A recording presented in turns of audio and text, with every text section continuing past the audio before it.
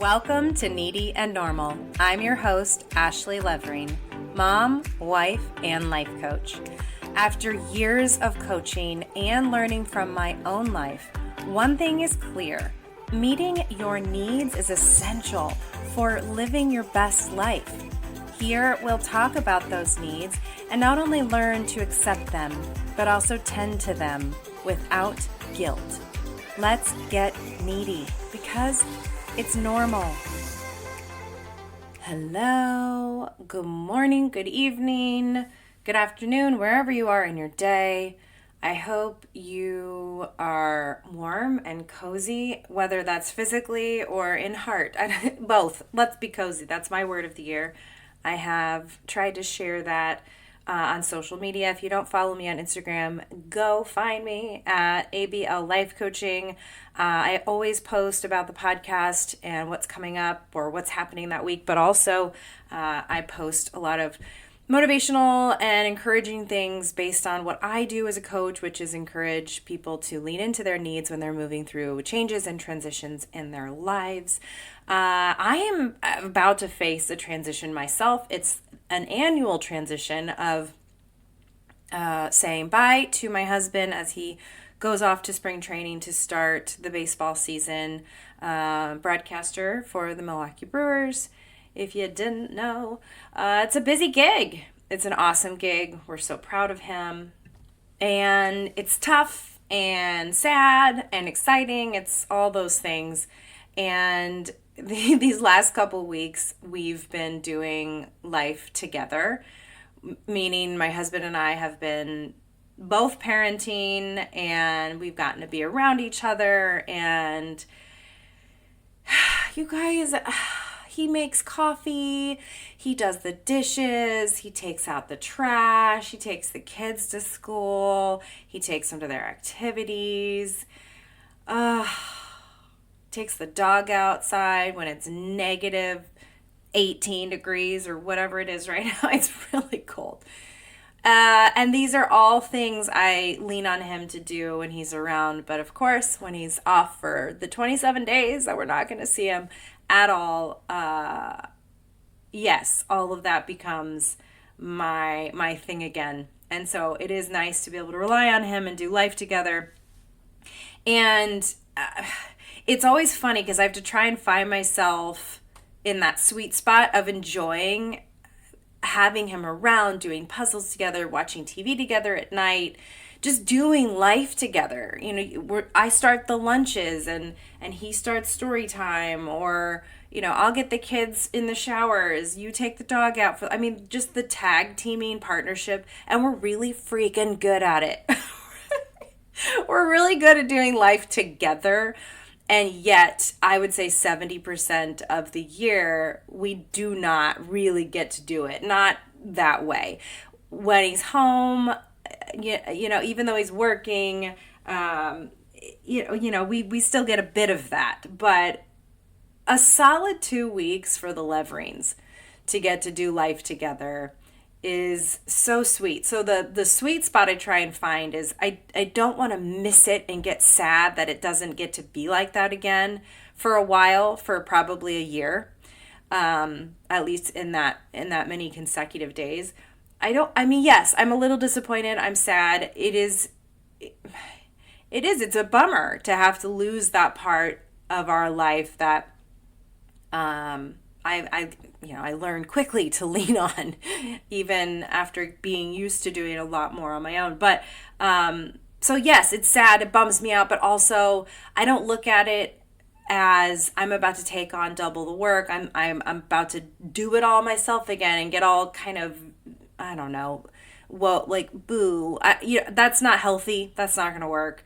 And I know that it is a privilege to do life together whenever we possibly can. So I'm trying to find that sweet spot of, yes, I'm bummed that this all changes for now, but also I'm going to keep going. You know, we're going to keep life on track. The kids will still have their activities. We will still have our rhythm every day of getting off to school and unpacking the backpacks at the end of the day and having dinner and doing our activities and tending to the dog and all the, it's life keeps going. But now I have to make my own coffee. So there's that. I started thinking about this topic today because a lot of my clients face this dilemma of I want to do this thing, I'm thinking about this thing, or I need to do this thing, but I'm hesitant because I'm not ready, I'm not prepared, I'm not brave enough, I don't know what's going to happen, I'm uncertain, all of these overthinking, head is spinning things that hold you back from making choices that at the end of the day might actually be easier than you think, or might be a hell of a lot more beneficial than you think, or really truly could change your life. It could be a very simple process of literally getting out of your own way. Literally, figuratively, thoughtfully get out of your own way. So the theme today is do it anyway. And so part of the reason I shared with you that things are about to shift and change for us is I used to get into this bad habit of waiting for Jeff to come home or to be done with baseball season or basketball season or football, like waiting for him to be able to do certain projects. I don't know, make certain decisions, whatever. I would wait for him. Like I couldn't do it by myself. And it was so silly. Some of those things, fine, it makes sense. Like it's easier to make bigger decisions together, but there's some small things. Like I'll give you a really funny example. For one, I've been waiting for him to finally clean the basement out with me. But the truth is, there's so many other important things going on in our world at any given time that a mundane, long process basement clean out project really just never made it higher on our list when we had such precious time to be with the kids and do more fun things, right?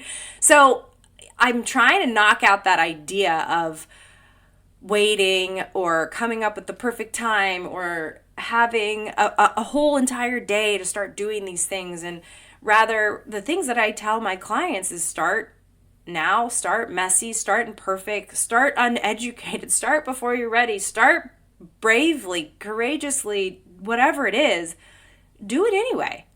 It's more about managing than it is about not being able to do it. So I am going to tackle this damn basement project with or without my husband. I'm going to do it anyways. And if it takes me until the end of summer, what's today? It's February. So if it takes me until the end of summer to get this thing done, I'll still be happy. I'll still be satisfied. I'm not in a rush. It's just, it starts to feel like a rush because I've been thinking about it for literal years, about wanting to get down in the basement and get it done. Years. Instead of grabbing onto this do it anyways concept, I've let it get away from me. I've let it get big. You know what this is like. I've overthought it. I want it to be a certain way. I want all the stars to align. I want all the ducks in the row. It's so silly when you really think about it, especially out loud. But also, it's so common.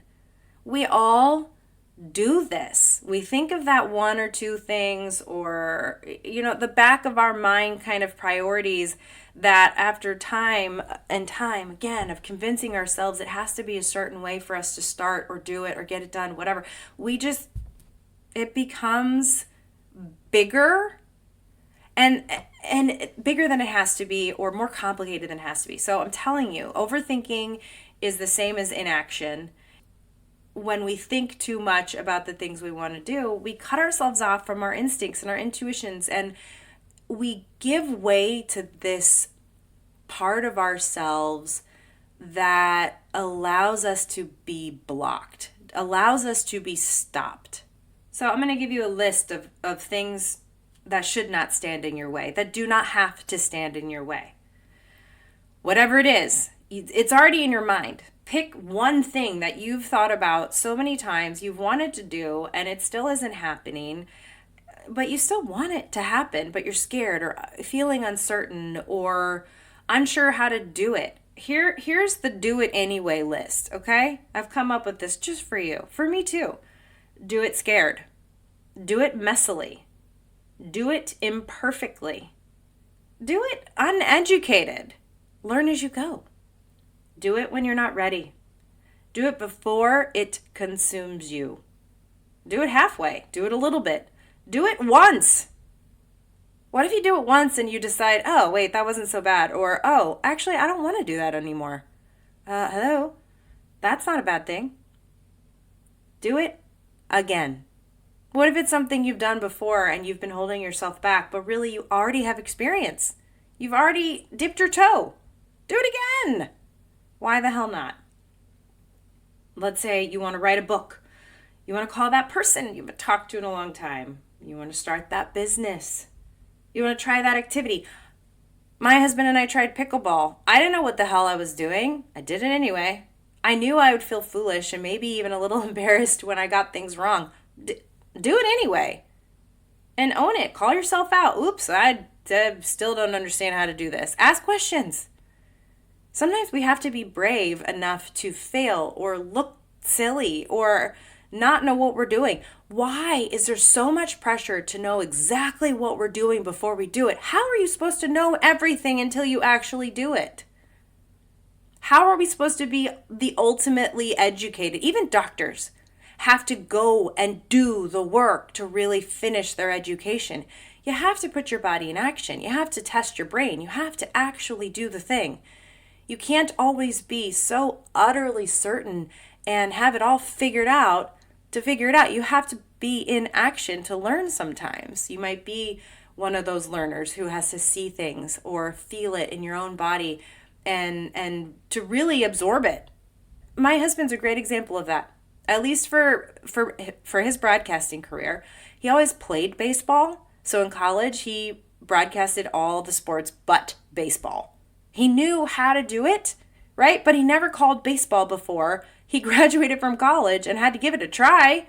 He had to throw himself into it and really feel it and really put his brain into action and put his voice into action and actually try it. So we are so good at talking ourselves out of doing things because we think we have to know everything before we try it. That's so often not the case. We'll tell ourselves, well, it's just not the right time. When is the right time? Maybe never. Maybe now. Maybe tomorrow. How will we know? How will we know if we don't just give it a go? You've heard this phrase, get your ducks in a row. I get it if you want to get things kind of organized and carve out the time to do the thing or make sure you're in the right headspace to make that phone call or make that leap or create that job post or whatever it is. I get it. There are some ways we can prepare and be ready in an organized way. I get that. But also do it unprepared. Sometimes you just have to do it. This podcast is a great testament to all of these things I'm saying right now. I wanted to have a podcast for years. And some of the things I would say to myself to talk myself out of it would be, well, I don't know enough about the technology. I don't know how to edit. I don't know what people are going to want to listen to. I don't know. All these I don't knows kept coming out of my mouth. I don't know how to do this, that, or the other. And I was so nervous about understanding how to put out a podcast that I held myself back for a very long time to just learn. I had to get somewhat organized, right? I had to get a microphone. I had to get the equipment. I had to get the general gist of how the hell to edit, because I still edit myself and I'm pretty proud of that. But if you asked me a year ago, Needy Normal is now a year old, I would have told you I don't know what I'm doing. And I still in a lot of ways don't know what I'm doing, but I'm doing it anyway. Do it anyway. I'm loving it. I'm learning as I go. I'm getting great feedback. It's going well. So why not just do it? Do the thing. We talk ourselves out of stuff so often. Perfect is not a thing. You do not have to have everything figured out to do the thing. On a serious note, there are big, huge life decisions that feel so overwhelming and so scary, rightfully. Like ending a marriage, moving. I mean, these are big, big changes. And they're not to be taken lightly. But the same theory applies. You can still do it anyway. I mean, you heard my list. Do it scared. Do it not ready. Do it bravely. Because the thing that is always available to you, like I said, is your instincts and your intuition. And if it's loud enough inside your heart, inside your mind, close your eyes and jump. Because otherwise, you might never do it. And if you're in the business of pursuing your own happiness and having a life that you're proud of, holding yourself back and ignoring your own instincts will not give you that, will not deliver you to a life that is full of joy and something you'll be proud of. There is so much uncertainty. There's so much we don't know. You have to live to learn. You have to live to learn. And the way to do that is to do it anyways. Okay, so we're going to do this together. There are lots of things on my do it anyways list. Do you have a do it anyways list? Let's make one. So there's probably one thing in particular that has already come to your mind that you thought, oh, yes, if I would just stop overthinking it, I just do it, it would be awesome. Or maybe I don't think it's going to be awesome and that's why I've not done it. Just do it. Just see what happens. You're not going to be reckless. The fact that you're overthinking it already means that you're a pretty cautious person or a thoughtful person, aware person, but overthinking will stop you. So try and get through that.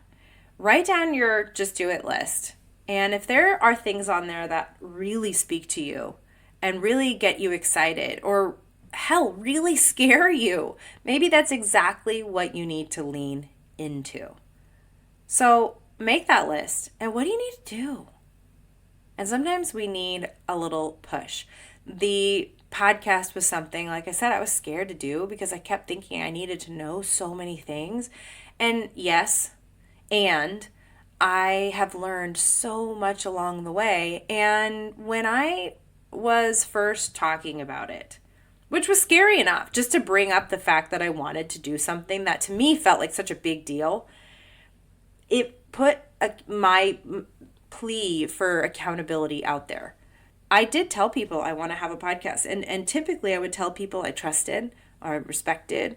And one friend in particular, she gave me a deadline, which is something I totally do as a coach, which is so funny. I complimented her about that after the fact because it worked. She said, listen, you've been talking about this thing for years. You have until next year or whatever, whenever the time was. You have until next year. Just do it. Just do it. And she was right. It was a good motivator for me. So sometimes we just need a little push, a little push. Someone to believe in us, because it's hard to believe in ourselves when we feel like searching for the answers is the action to take. We don't always need the answers. We just need to listen to ourselves.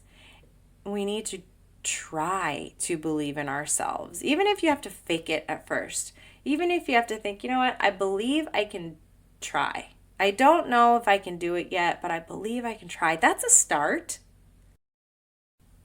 I have recently become a huge fan of Phil Stutz. He is a best-selling author, but really he's more famous for being a celebrity psychologist, a celebrity therapist. People love him. And he's so raw and so real and so confident and so right. I recently read his book, Lessons for Living, and the way he explains things, I have these moments like, oh my God, duh, how come I've never thought of it that way? Or he's absolutely right. I can't believe I didn't see that. And you really start questioning I did. At least I started questioning how complicated we make everything. He has one chapter that I really loved so much that I made my husband read it too. It's called Decisions, Decisions, and he talks about this thinking and overthinking. And there's one sentence in particular I'm going to read to you from page 42. Go get this book, it's so good. He says, thinking can never bring certainty. And since it can cut you off from your instincts, it actually increases uncertainty. I want you to grab a hold of this idea because the more we think and overthink, the less tuned into our instincts we are and the more inactive we become.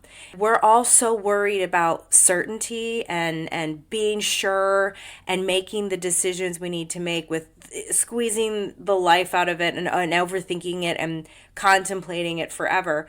When really, after all of that overthinking, oftentimes we come back to our original thought and our original idea and our original decision anyway.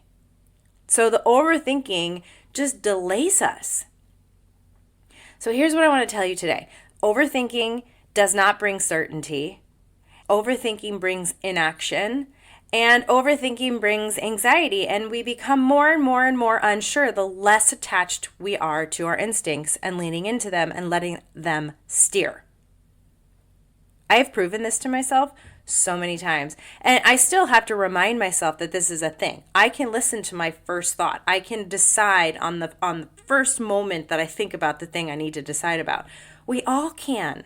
That is absolutely delivered and available to us every single day. We are born with intuition. We are born with instincts. And we are the ones who know ourselves the best.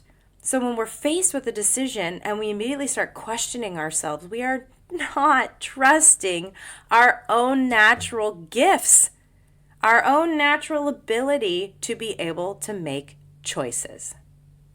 So my hope today is that you pull from this episode exactly what you need to motivate, to knock out anxiety, to not continue overthinking, to trust your first thought and your own ideas. You are a brilliant, magical human being who was placed on this planet to do something that you're proud of.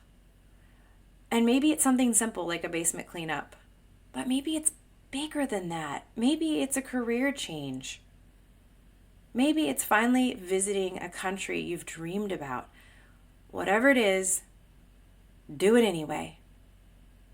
Your needs matter because you matter. Thanks for being here. Take care. Thank you for listening to Needy and Normal. I'm so glad you showed up today. And if you like this episode, please share it generously and leave me a rating, a review, subscribe so you don't miss an episode. I'd love to see you next week. If you're curious about coaching, initial sessions are free. Visit ablifecoaching.com.